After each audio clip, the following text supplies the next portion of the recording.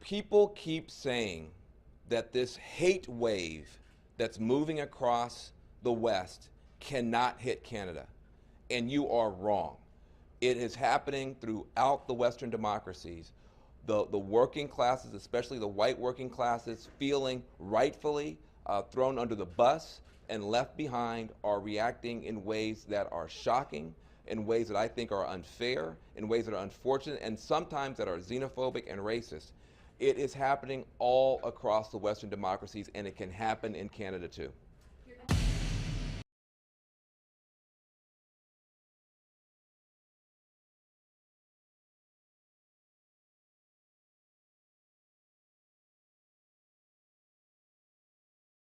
Right now, we don't know what Trump is going to do because Trump doesn't know what Trump is going to do. There are two Donald Trumps. There is teleprompter Donald Trump. When some intern or somebody writes something intelligent, he can read that well sometimes. Then there's just terrible Trump, who tweets in the middle of the night and changes his mind and changes his staff, and nobody knows what he's going to do. So it is hard to know. Are there areas where Democrats might be able to work with him? If he decides he wants to do a big infrastructure program to put labor back to work, to create jobs in the inner city, to fix our roads and our bridges, I think Democrats will be hard-pressed to explain to their constituents why that's a bad idea. But if he's going to combine that with attacking Muslims, with attacking immigrants, especially the young dreamers, then it's going to be a very tough town to get anything done in. Because I don't think that the majority of even Trump voters signed up for the worst of what Trump is talking about.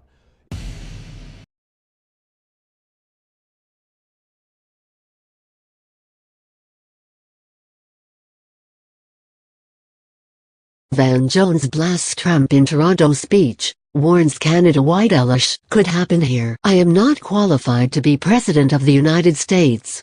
Nor is the President-elect. Pundit says a high-profile American political commentator says Canadians are flat-out wrong if they think a candidate like Donald Trump couldn't succeed here. Van Jones, a CNN political contributor and former White House policy advisor, spoke with reporters on Tuesday evening about the U.S. election ahead of a Toronto event organized by the Broadband Institute. Trump lukewarm about prosecuting Clinton. Condom's alt-right group and Times interview analysis pipe what the death of the TPP could mean for Canada since Trump's win, which Jones believes was driven in part by what he called a whitelash. There has been a spike in hate crimes and hate speech across the U.S. It can find a home in your country, too, if you don't stand up to it, Jones said. It can happen in Canada too, Van Jones 37. As for Trump, Jones said it's hard to tell what the president-elect will actually do once he's sworn in.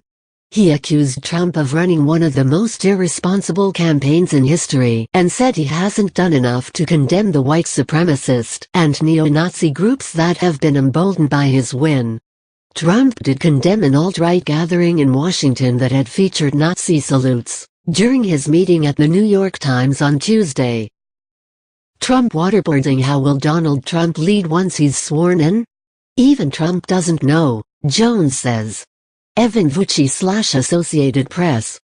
Jones said he still believes the wider public won't back Trump's plans to deport millions of immigrants or stage a major crackdown against Muslims in the U.S. Trump voters, he said, didn't sign up for the most extreme things Trump stands for. Jones said he believed millions of people who voted for Trump didn't actually like the candidate, but just couldn't bring themselves to vote for the Democrats. Election-fractured U.S., Jones says. Most Americans right now are just heartbroken about the whole thing, Jones said, noting both major parties have major flaws, the Democrats for their elitism, while the Republican Party has become a safe place for bigots. The country is so divided over these two broken parties that nobody wants to go home for Thanksgiving dinner. There are two Donald Trumps, Van Jones 101. Jones also quashed speculation he'd run for the White House during the next federal election. I am not qualified to be President of the United States. Nor is the President-elect. Jones was recently called a star of the 2016 campaign by the New York Times. He's also a civil rights activist and founded multiple social enterprises, including the Dream Corps, which promotes innovative policy solutions. With files from the Canadian press,